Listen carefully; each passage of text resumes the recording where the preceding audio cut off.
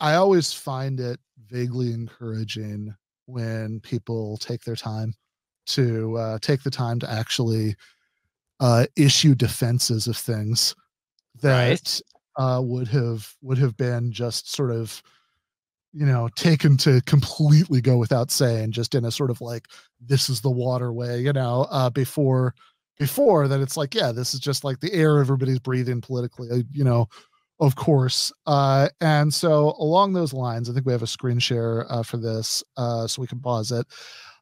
We have, there's somebody, there is Sabine Hossenfelder, is a German physicist, and she has a pretty considerable YouTube following as a science educator, and and I think she's supposed to be very good in that capacity.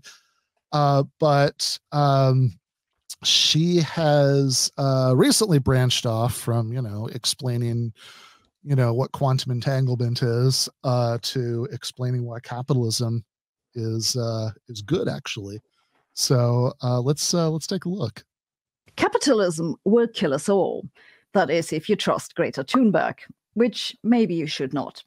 Free markets will save us all, if you trust Robert F. Kennedy Jr., which maybe you should not. Maybe we should talk about what capitalism and free markets are. Will they kill us or save us? That's what we'll talk about today. Before we talk about capitalism and markets and stuff, we need to talk about money. I don't mean my money, though while we're at it, check out my Patreon. I mean money in general. What do we even need money for? Suppose you have an apple, but you'd rather have an egg. You ask your friend Sue, the one with the chickens, and trade an egg for an apple. Okay, but what if Sue doesn't want an apple? She'd rather have a banana. No problem. You ask your friend Joe with the bananas if he will trade your apple for a banana. Then you trade the banana for Sue's egg. Okay, but what if Joe doesn't want an apple either? He'd rather have new shoelaces. No problem. You ask your friend Mary if she'll take an apple for shoelaces. Give the shoelaces to Joe, take the banana, give the banana to Sue, and sure enough, you have your egg. It works, but honestly, that seems a little cumbersome. How about we instead trade something that everyone will accept because they can exchange it for something else later, like gold maybe. I give some gold to Sue and she gives me an egg. Then she can take the gold and give it to Joe and get her a banana. That's much easier. Hooray, we just invented commodity money.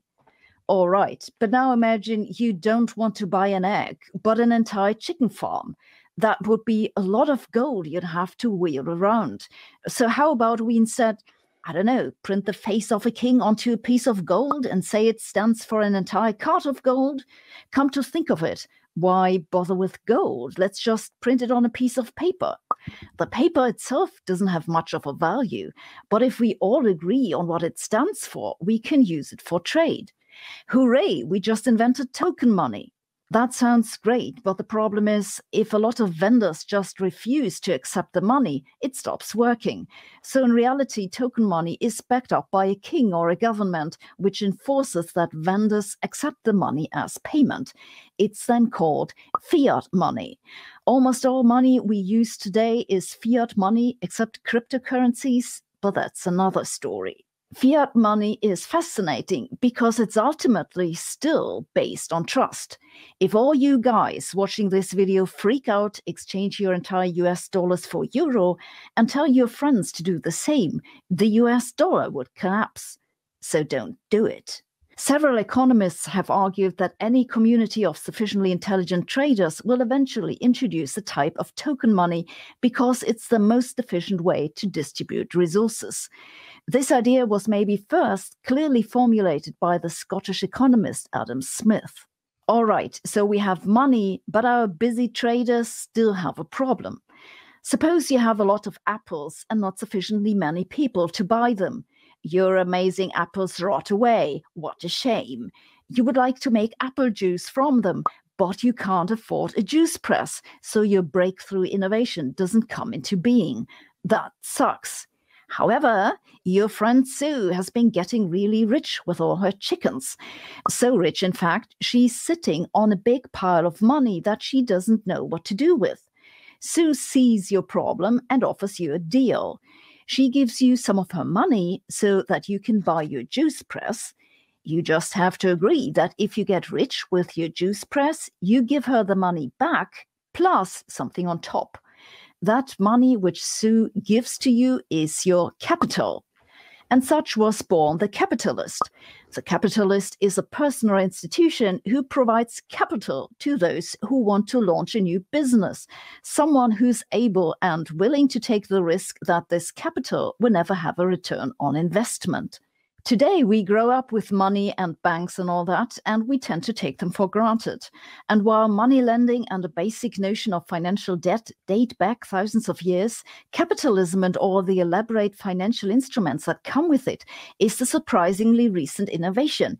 It didn't really take off until the Industrial Revolution 150 years ago, and it's dramatically Jake, can we changed pause this? the world. Scientists. I mean, I watched it beforehand and it kind of just goes on like that, doesn't it? Yeah, I just want to what's the timestamp on this right now? I can't quite see there. Looks like 4:53. 4:53. Okay. So we're like a good third of the way through this video that's allegedly about capitalism. And almost everything so far has just been about, money, which, this is, Sabine is an educator. I hope she knows this. Capitalism is a few hundred years old. Money has existed for thousands and thousands of years. Like this is, you're pretty seriously not on topic yet, if you're just like talking about money as a mode of exchange. I mean, did they have did they have capitalism in the Babylonian Empire? That they certainly had money. And I mean, all this stuff about, money lending to like advance capital to start businesses is like getting us a little bit, closer to, is getting us a little bit warmer. Right. But it's like, it is just really funny. It's like, well, if you're just watching this so far, other than that reference to Greta Thunberg, who, it's interesting because I only ever seem to hear her name these days when she's used as a sort of hate figure for various kinds of people who are punching left. But like, other than the reference to Greta Thunberg and, and some sort of implicit ecological worry about capitalism, you would really have no idea from watching this so far, like why anybody would find any of this objectionable, right? It's like, which, I mean, it's also generally speaking, I mean, most socialists don't find most of what she's talked about so far objectionable because, she hasn't said anything about class yet. Yeah, right. I mean, I don't know. Since we were talking about Bush era stuff, or actually since we began right off the top, we're talking about Jordan Peterson. I mean, I got to say, having watched this whole video, what it really made me think of was, I think, an underappreciated fact about some of the new atheist people, which is, often they were people with science backgrounds who kind of made a name for themselves talking about politics or by using, like, drawing on their scientific knowledge to talk about politics. And honestly, I mean, Christopher Hitchens, right, was kind of the exception here. But in many cases, I mean, these were people who were just completely out of their depth. I mean, they had absolutely no idea what they were talking about. And when they talked about politics or philosophy, I mean, they often just sounded like people who thought that, like, I mean, they just thought, well, you can just apply like inductive, reason or whatever. Like, like we can just do everything empirically and we don't need like there are no domains of inquiry outside of that, and like everything can just be kind of explained in a matter-of-fact way, kind of like she's doing in this video. That's really what it made me think of. Yeah, right. There is a certain feel to this that's like that's the same as what you get when you see like a scientist who does popular science stuff being like, I don't know, people have this whole debate about free will and determinism, but it just seems obvious to me, like that's like it's that right. that same kind of feeling. That it's like it's like, well, I spent a couple of minutes, thinking about this, while I was, eating my strudel this morning, and it seems like capitalism is fine. I don't know what the big deal is. Yeah, and it is. I mean, the point about the new atheist is interesting. I mean, Hitchens obviously, I clearly have a giant soft spot for. I wrote a book about, just gargantuan warts and all, but he is the really only person in that crowd who brought this kind of humanistic knowledge, this kind of, this sort of deep sense of, history and politics and all of that to his writing. Even Hitchens, I will say, when he started like really getting into like philosophical arguments, often, fell pretty flat,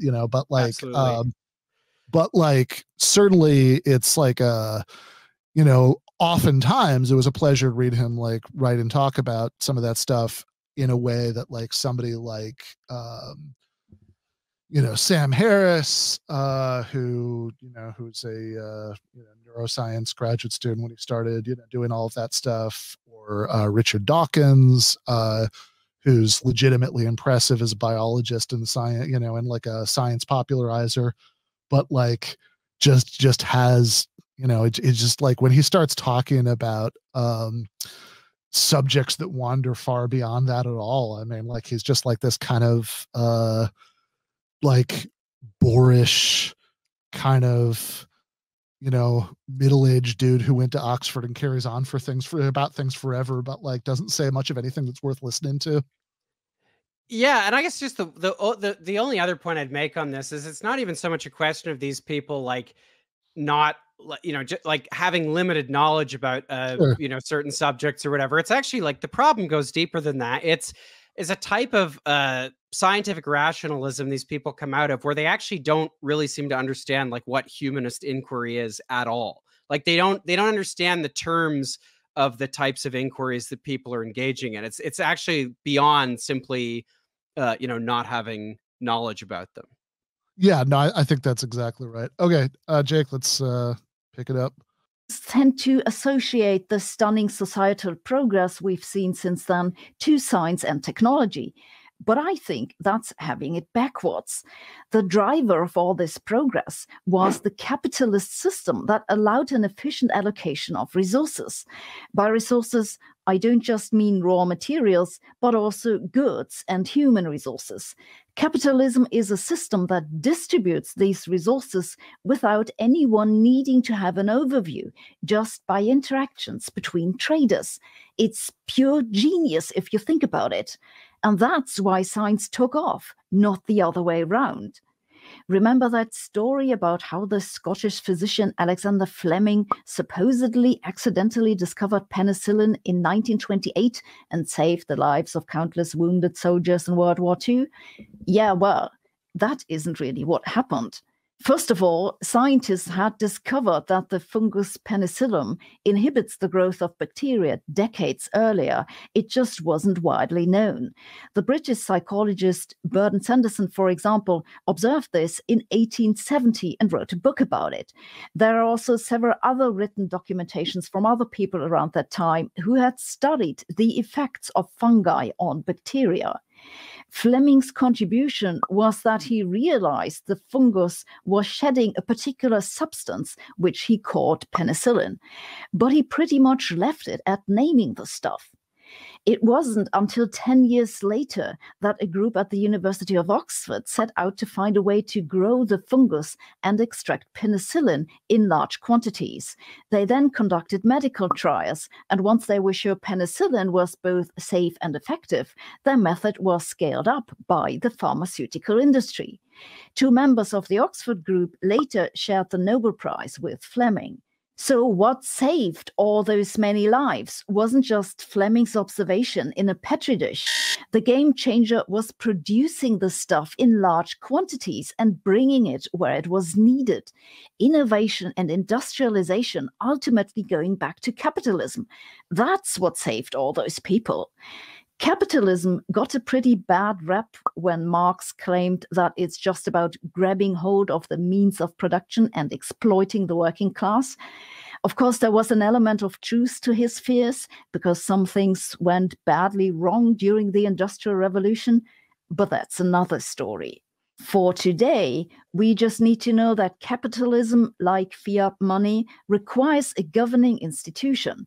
That's because someone must be there to enforce contracts should the need arise. That and a few other things, as we'll see in a moment. There are many different ways to govern a capitalist system, and they go by different names like welfare capitalism, or laissez-faire capitalism, or state capitalism. Now, one can debate how well the actions of certain governments reflect the interests of their electorate, if they were elected in the first place, but that's another story. Even so, capitalism has been enormously successful in unlocking societal progress, and the nations who still don't use it, such as North Korea, Cuba, and Laos, are places you don't want to live. We've seen that capitalism is a system that combines markets with governing rules to efficiently distribute resources. This distribution of resources works best if everyone can put forward their offers freely and customers can pick what they want. This is known as a free market, and it optimizes the distribution of resources by competition. Free markets are a beautiful example of decentralized self-organization, an invisible hand, as Adam Smith put it. The way it works in a nutshell is that everyone can trade around until they've got what they think is the best combination of goods, services, and financial assets. If someone doesn't use resources as efficiently as possible, some competitor can do it better and beat them off the market. This idea also goes back to Adam Smith, but later blossomed into an entire discipline now known as microeconomics. Microeconomics is all about how agents, that could be people or corporations or institutions, trade, and how that trade distributes resources where they are most needed. To be fair, microeconomics has some shortcomings when it comes to explaining how we trade in reality, but that's another story. By and large, microeconomics works fine, and several Nobel Prizes have been awarded for it. One of the most important insights to come out of this research area is that free markets only work to everyone's benefit if they're set up properly. Keep in mind that capitalism isn't just a free market, it's a free market plus the governing framework to run it. Free markets do not, for example, work to everyone's favor if some people have insider information, which gives them a trading advantage. This is why we have laws against that. If one single company dominates a market sector and can use their power to force customers to stick with them, this is why we have laws against that. And free markets also don't automatically account for externalities, such as environmental pollution. An externality is generally any consequence of trade that doesn't directly affect the trading parties. They can be both good and bad, but it's the bad ones that are the problem. Suppose there's a river going by your house that everyone is free to use. One day a clothing company puts up a factory and dumps their toxic waste into the river. Or the fish die and no one dares swimming in the river anymore. This is clearly not an optimal use of resources, you might say. Why didn't Smith's invisible hand prevent it? The reason market forces didn't prevent it is that the water was free to use. The market didn't know it had any value, so pollution couldn't reduce its value. There are several ways to deal with problems like this. One is to just pass laws that forbid certain actions and punish those who disobey. Or you can put a tax on the pollution so that at least the government has money to clear up the mess. Or you can put a price on using the water. There are pros and cons to all of those, but that's a different story. The story for today is that we have known that externalities can lead to market failures since the middle of the last century. Carbon dioxide emissions are such an externality. For the market to optimize the use of fossil fuel resources, we should have put a price on releasing carbon dioxide into the atmosphere. We did not, and that's why we're now in deep shit. So yes, our current capitalist systems do have a problem with environmental protection, but the reason isn't that there's something wrong with capitalism per se. It's that we didn't set it up correctly in the first place. Basically, the origin of the problem is that no one paid attention to economists. And unfortunately, we still don't pay enough attention to economists. The current situation is that companies who voluntarily produce environmentally friendly goods put themselves at a competitive disadvantage because other companies exploit the environment at zero cost. This moves the burden onto the consumer. If you want to buy a climate-friendly product today, you face extra costs because fossil fuels are cheap and getting to net zero is not.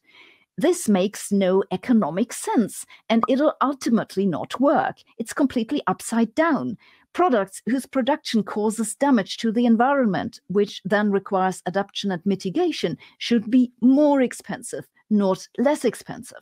This is why economists have argued for decades that we need to put a price on carbon, and it's why several countries have now introduced carbon taxes or use a cap-and-trade system. To calculate the cost of carbon emissions, one basically needs to evaluate the damage the emissions would cause in the future and then put a price on them. It's called the social cost of carbon.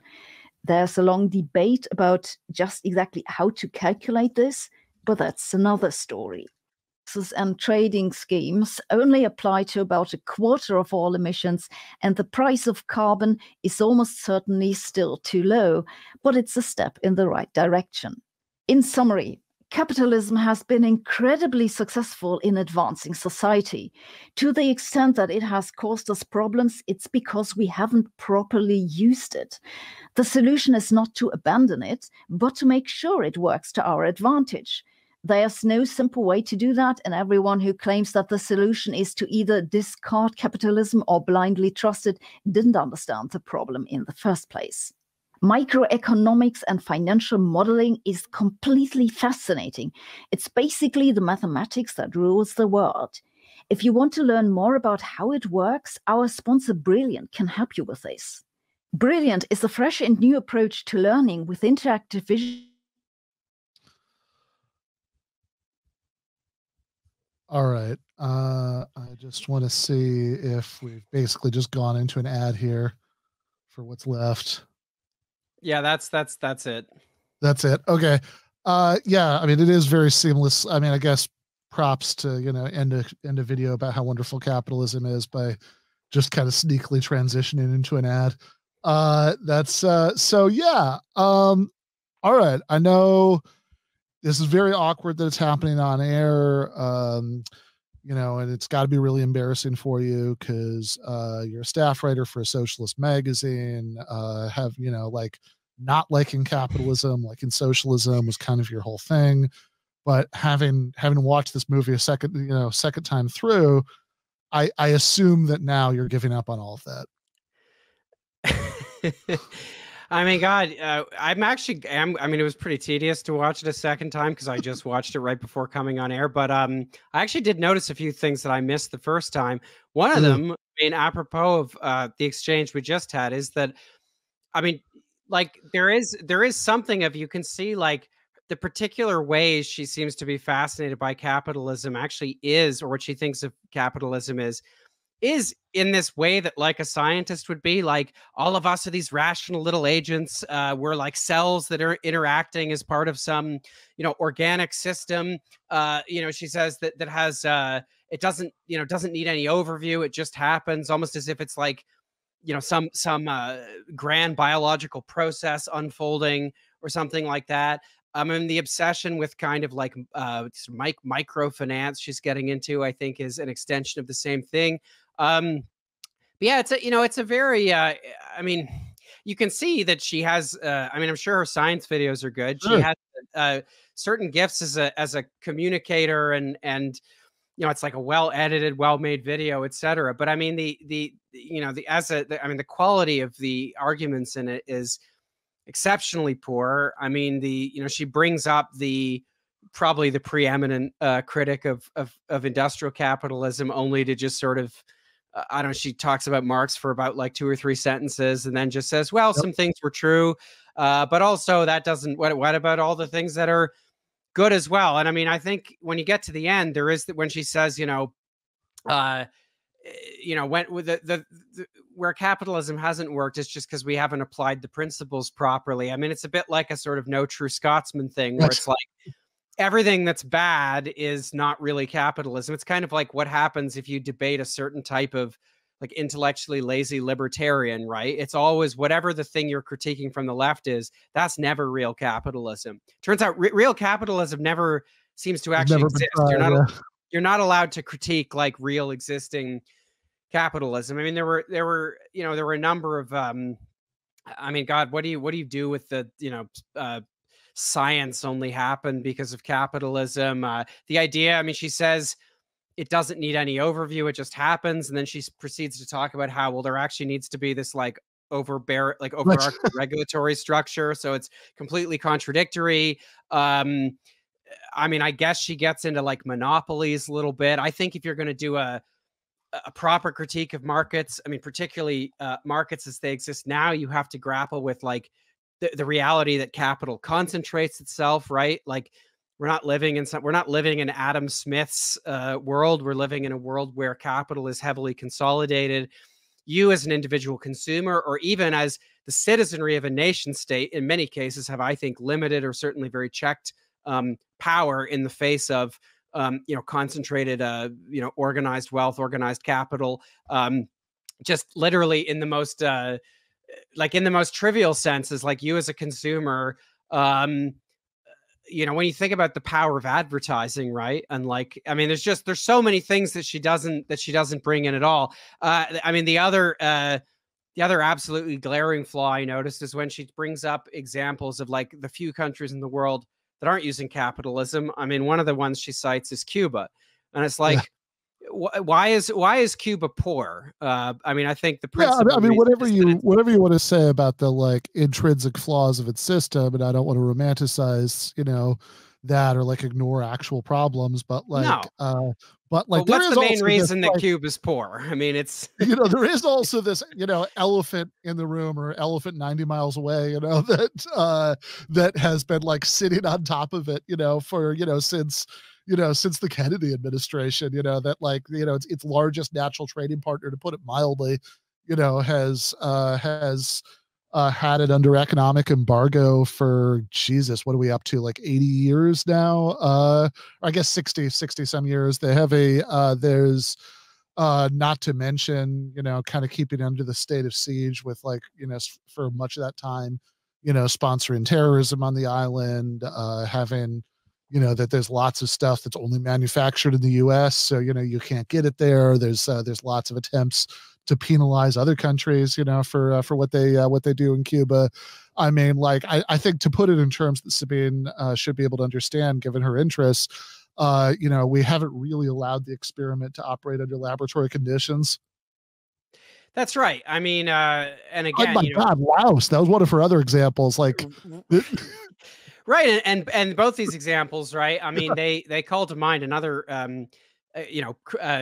another avenue through which one can criticize capitalism that she doesn't engage with at all, which is that, I mean, as we see, it's particularly pronounced with Cuba today. Capitalist power, like the United States, works to strangle, any I mean, capitalism works to erode opposition, like from within, right? If the state decommodifies things, if the state creates social democracy, capital invariably works, against that. Capital wants to commodify everything. And when it comes to external alternatives, if I can differentiate it that way, something like Cuba, right? It's like the United States is going to put an economic stranglehold on that country. So, there are, there are many problems with the arguments in this video, including, as you pointed out, the fact that the first third of it is just about like the reality that money represents a form of abstract value, which is like, not that's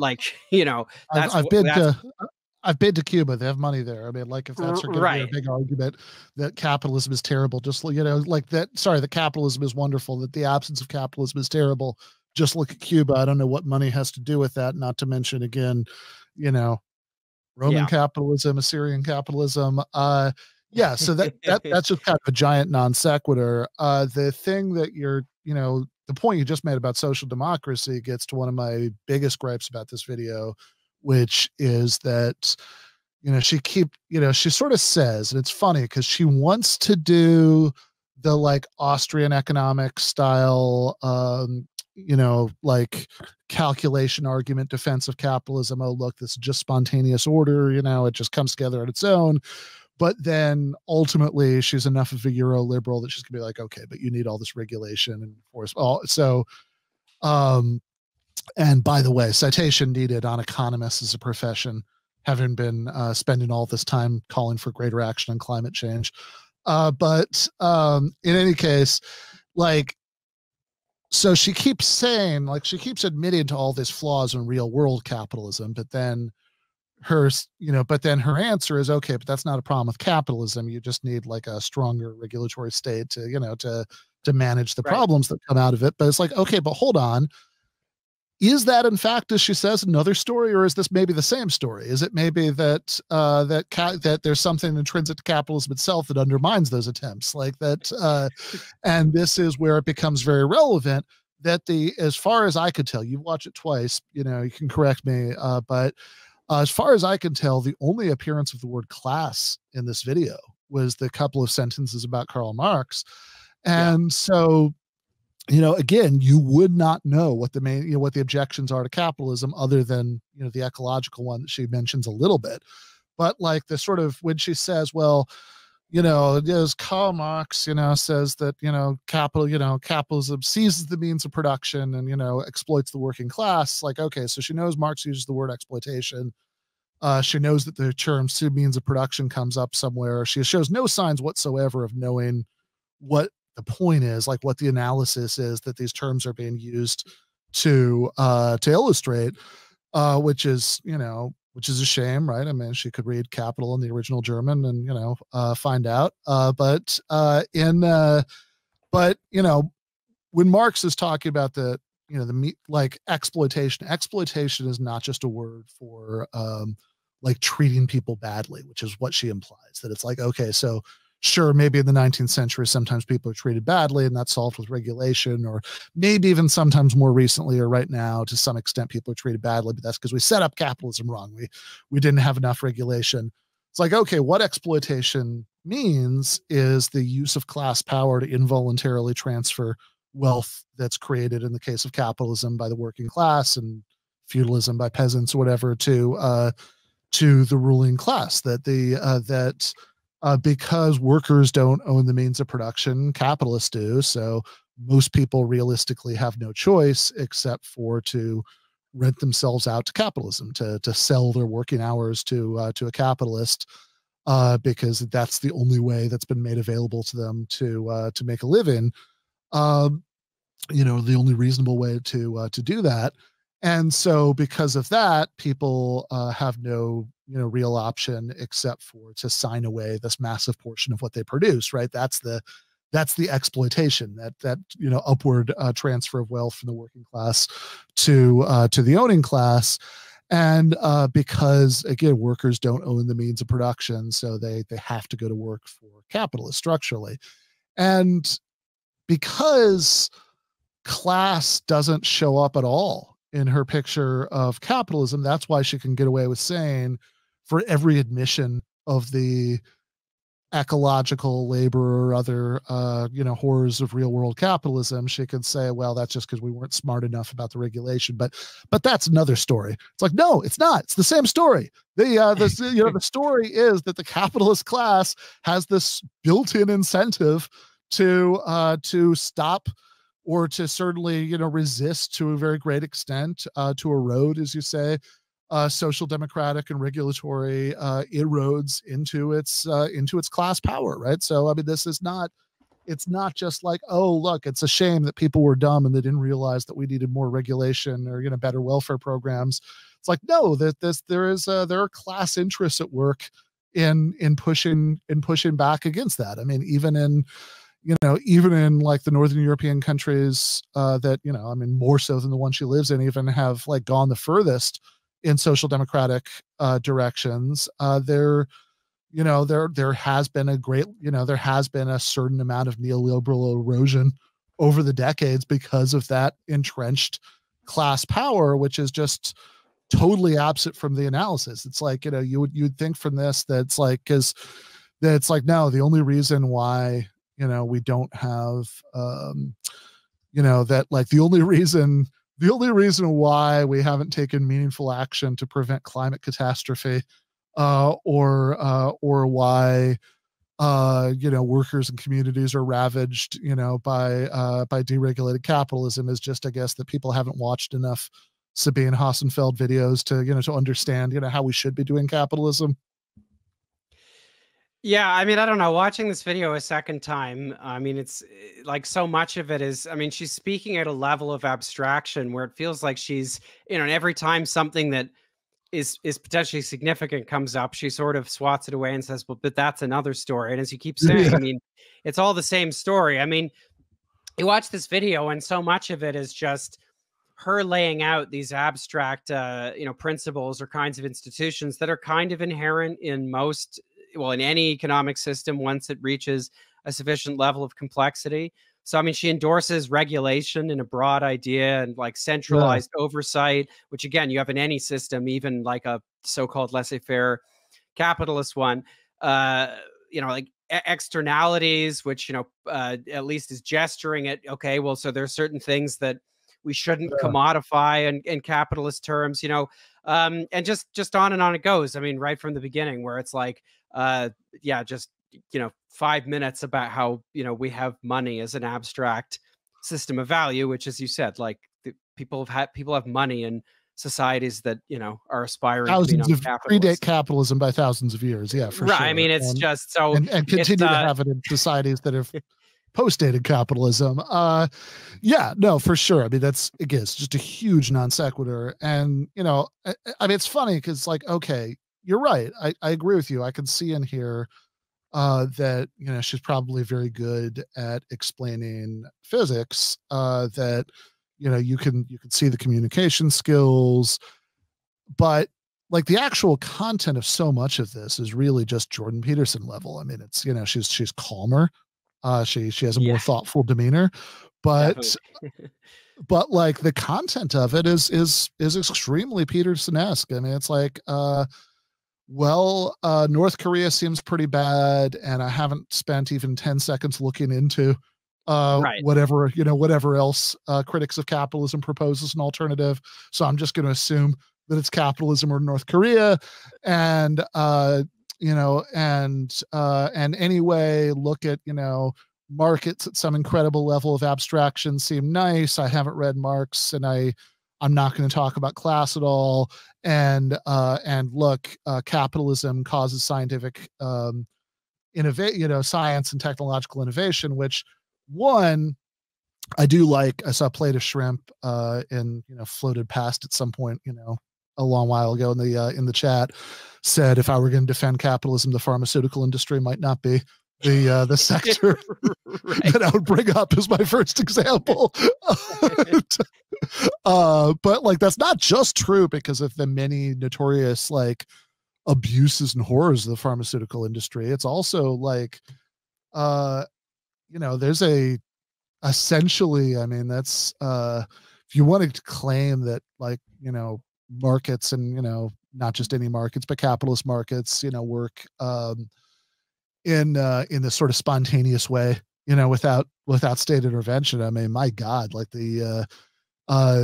I mean, it's, if anything, if you look at the numbers about how many drugs are developed in labs that are funded by the National Institute of Health, get public money in one way or another. I mean, this is like the state is already doing the lion's share of pharmaceutical development. It's just that the profits are privatized.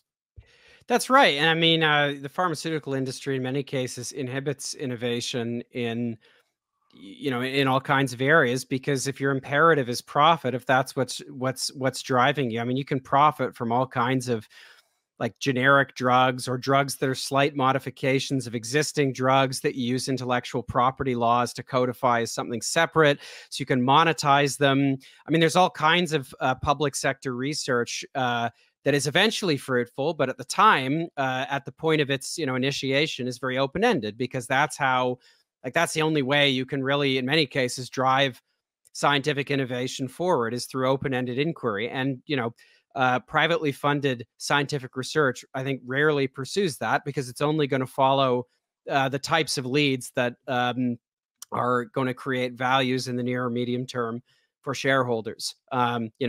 Public investment was absolutely essential to creating the COVID vaccines, for example, and we would not. I mean, the story, the way that the vaccines became synonymous with these individual corporate brands, just completely erases the role of like the AstraZeneca brand, so-called, right? That was created at Oxford University, and Bill and Melinda Gates went and convinced them to to sell it to AstraZeneca instead of making it a people's vaccine. But as the person who made the video said, that's another story.